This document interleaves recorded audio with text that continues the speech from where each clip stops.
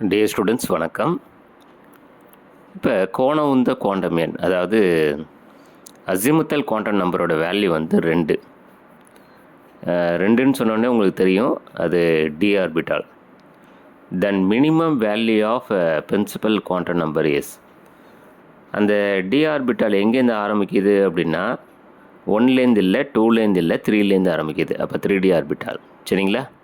இப்போ ஆன்சர் வந்து 3 வரும்.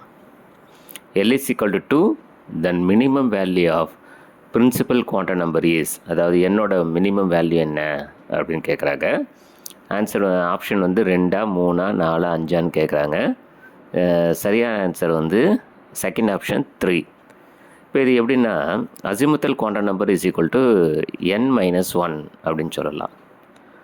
அப்போ நம்ம கேட்டது n தானே, அதாவது பிரின்சிபல் குவாண்டம் நம்பர், முதன்மை குவாண்டம் எண். அப்போ n இஸ் ஈக்குவல் டு அப்படின்னு போட்டால் l+1, அதாவது கோண உந்த குவாண்டம் எண் +1. கோண உந்த குவாண்டம் எண் இங்கே என்ன கொடுத்துருக்காங்க? 2 கொடுத்துருக்காங்களா? அப்போ 2 + 1 ஆன்சர் என்ன வருது? 3. அப்போ என்னோட value, that is principal quantum நம்பரோட வேல்யூ 3. ஸோ இந்த மாதிரி வந்து ஃபார்முலா போட்டு சப்ஸ்டியூட் பண்ணி உங்களுக்கு ஆன்சர் கண்டுபிடிக்கலாம். அல்லது நேரடியாகவே எல்லோட மதிப்பு 2 அப்படின்னா அது டி ஆர்பிட்டால். அப்போ டி ஆர்பிட்டால் எங்கேருந்து ஆரம்பிக்குது?